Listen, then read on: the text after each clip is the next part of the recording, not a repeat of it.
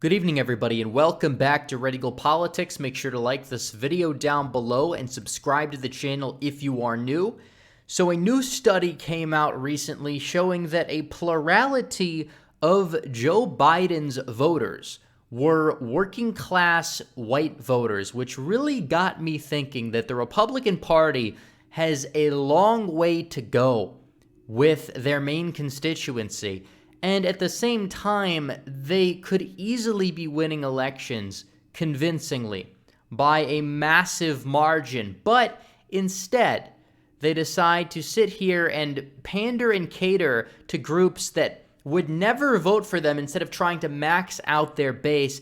And I'm going to analyze what all this means and how much they've been leaving off the table. But first, I'm going to tell you guys about my very good friends over at Noble Gold. So tapering, it's a word that's being used a lot right now, and it's a Fed code word for taking money straight from your pocket. Janet Yellen predicted that we would never witness a new financial crisis, but the Fed owes over $30 trillion. So stop your money from being taken from you by creating a precious metal IRA or 401k with Noble Gold. They're giving away a free 5-ounce solid silver America the Beautiful coin with each qualifying plan you start this month as a thank you. So visit noblegoldinvestments.com. Again, that is noblegoldinvestments.com. So this study showing that roughly a third of Biden's voters are white non-college voters. Roughly around 30% of white non-college voters voted for Biden, as we know. But it's crazier to think about when you realize that that's a plurality of Biden's base. Now, obviously, it is a majority of Donald Trump's base. We understand that. But still, there is a long way to go. And it really is very telling that the Republican Party keeps leaving voters off the table. There's so many disaffected voters in this country that don't show up time and time again. I mean, you want to look and see how much room there is to improve. You could see this here. The fact that white non-college voters, if they turned out at the rate that white college-educated voters would have, I mean, Donald Trump would have won the election by a massive margin. And you could see this here, just moving that turnout to 72. And that's at the same level, 69-31.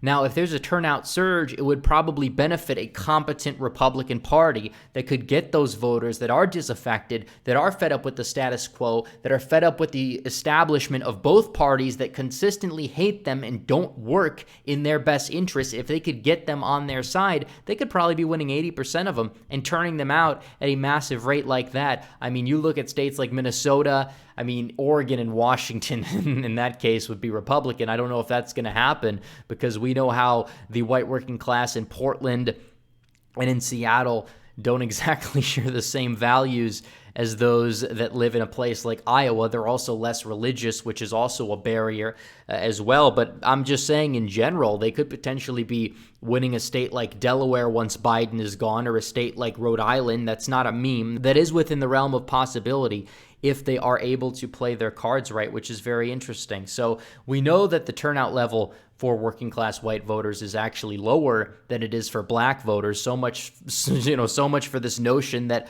higher turnout does not benefit the Republican Party. Obviously, in a state like Georgia, it might not particularly do so. But in a state like Wisconsin or Minnesota, it absolutely does so. There are 45 million non-college white men who are not registered to vote, who could be registered to vote, and they don't vote. And this is a problem. The Republican Party leaving so much room off the table. Instead, they are consistently pandering to several groups. One of them is woke suburbanites, which, by the way, using the swingometer, let's say they lose more white college graduate voters. Let's say that goes down to, let's say they're in the 30s with them, right? At that point, they're in the 30s. Okay, well, still, not a whole lot has changed because they're not as much of a share of the electorate as white non-college graduate voters are. Black voters, they consistently pander to black voters. The Republican Party has this belief that they could consistently sit there and pander to black voters and they'll win black voters on their side, even though it's a very small portion of the electorate. But at the same time, they think that they can out-woke the left, which they can't, by the way. And then these woke suburbanites will be more inclined to be open to voting Republican. And that's just simply not true. Technically, a lot of Republicans in Congress and Republican elected officials are consistently in lockstep with BLM and their agenda, but it doesn't make a difference whatsoever. And in turn, instead of actually focusing on the voters they can win, they'll focus on the voters they can't win. Even if you did win, I mean, let's say you actually did win like 40% of the black vote, you probably aren't going to flip a whole lot of these states solidly in your column anyways, because it's not a major portion of the population. And even so, the votes that you have gotten by pandering have been minuscule. You've gotten probably around, I guess you would say, maybe 4% in Trump's presidency, despite Trump consistently using resources, mainly Jared Kushner, using resources trying to pander to black voters, whether if it was on things like the Platinum Plan or whether if it was things like criminal justice reform, when honestly, if he would have focused on his original tough on crime stance, especially during the riots, I think that he probably could have got even more of the black vote than he actually did without even doing any coordinated outreach, which I don't really think helped him that much in general, but that's really my take on the issue. It seems like it was all for nothing in the original base that Trump could have expanded with. He didn't exactly expand with, and if anything, he contracted a little bit, and as a result, it wasn't really helping him the most electorally, so that's important to take into account. What other groups? Okay, the Republican establishment and several people, not as many, but there are a lot of people who consistently think that we need to cave on issues like gay marriage because we need to pander to the gay vote, which is so minuscule. It's like 2% of the electorate or so.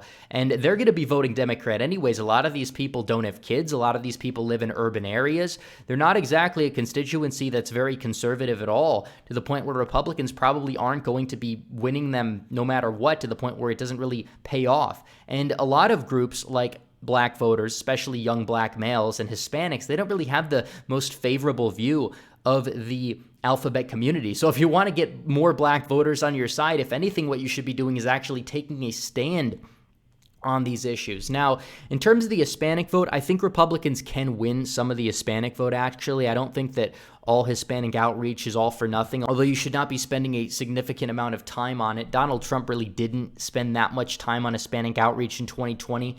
And he saw a massive improvement. I believe the numbers were roughly in the mid-30s for him, especially because he did well with Cubans and Tejanos that live in South Texas that have lived there for hundreds of years, and obviously just now happened to be the massive breaking point, but also even in the Dallas suburbs and in places like California and LA County, he saw improvements with Hispanic voters, not as much, but he saw improvements. So I think that running ads on Spanish radio stations and things like that, obviously, does it go against my values a little bit in terms of the fact that we're a nation who should speak English only? Yeah, but you're going to have to do what you have to do to win in many cases, absolutely.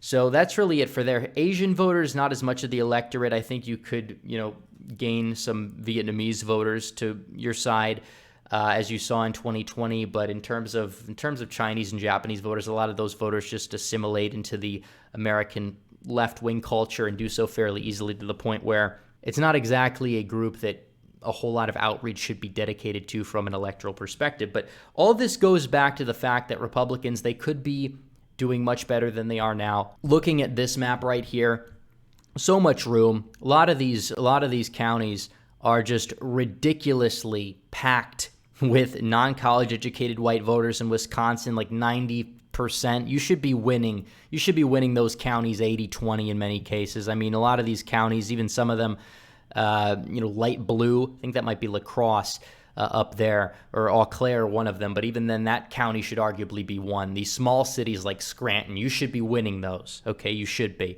When it comes to the driftless area, Republicans have made improvement, but a lot of these, I guess you would say medium red counties, those need to be dark red, because they absolutely can be, but they're not, because Republicans have left so much energy off the table focusing on voters like those in suburban Atlanta who are not going to come back to them. Georgia's probably toast. It is. But I still think Texas and Arizona, there are some question marks about those states, although they've drifted away.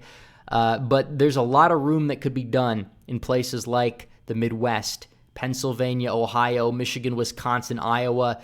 Those states should be solidly Republican. Minnesota could be too if Republicans actually played their cards right, and they really haven't been. Those, light, or like I said, medium red rural areas could be dark red, and they could offset a lot of the insanity that happens in the Minneapolis suburbs, but obviously I'd rather focus on Michigan, Wisconsin, Pennsylvania, those states first, because those states actually have voted Republican since 1972. But beyond that point, we do have to discuss how to win these places. Obviously, they need to be the main focus. The white working class is the backbone of the Republican Party. That should be the focus. Obviously, that does not mean that we don't welcome other voters or that our policies are not going to help pretty much everybody, especially, like I said, Hispanic voters in places like South Texas, for example.